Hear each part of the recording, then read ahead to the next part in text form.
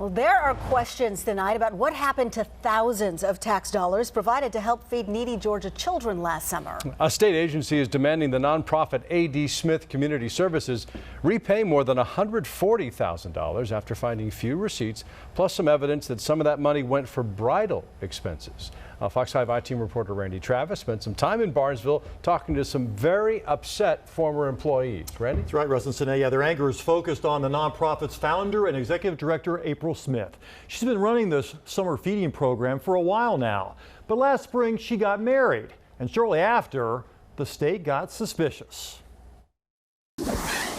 The wedding was just outstanding. It was beautiful. Sherry Jones was a bridesmaid, James Lindsay the best man. They had a front row seat for April Smith's wedding 1 year ago, and it was a doozy. There were 27 cakes. Oh man, the cakes were just beautiful. I mean, it was just like a bridge, like a cake. And there was a peanut and Coca-Cola stand, and it was amazing. It was a very beautiful day.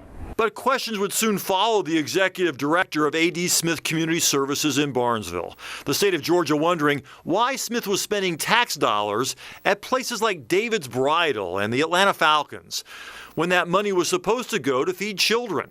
That state agency, Bright from the Start, says Smith controlled the bank account. She's never offered one apology. Bright from the Start began giving April Smith's group money in 2011.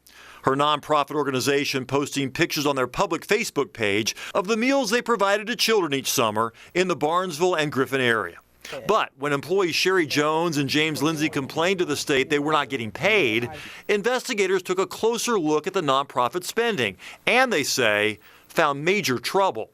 According to this audit, April Smith spent $142,000 on things she could not justify as feeding needy children, money the state demanded be repaid.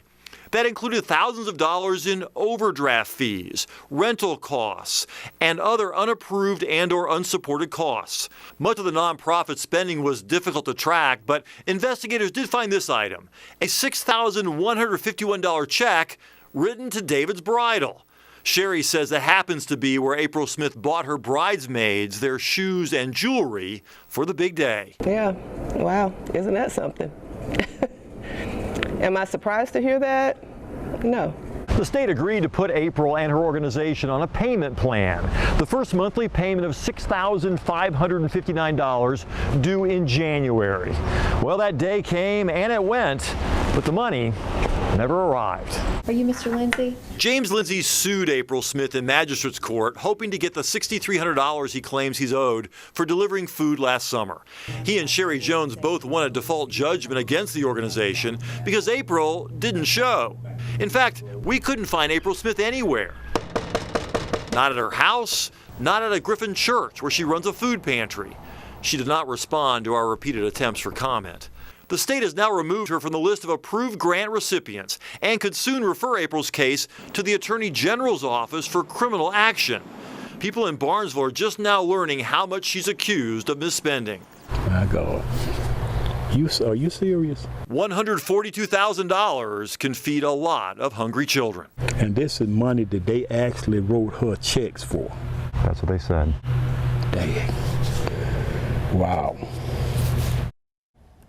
Well, the nonprofit did provide meals to some needy children last summer, but the audit alleges the group was also paid for meals that were never served. So, Russ and Sinead, a lot of questions still unanswered on this one here. But this is not a criminal case. Why is that? Well, state rules require all state agencies to exhaust all civil remedies first before seeking some sort of criminal damages. So they've been asking her for months now to please pay back the money. This is your second chance, third chance. She's got her final chance now. And they give her 30 days to respond to that. If she doesn't respond, and she has not responded to any of these, the state tells me, which is very unusual. But if she doesn't respond to this third and final attempt to get the money back, then it goes to the AG's office, and we'll see what they can do. Makes you wonder whether she has the money. Makes you wonder, yeah, absolutely. We'll see what happens. Randy, thanks. Okay.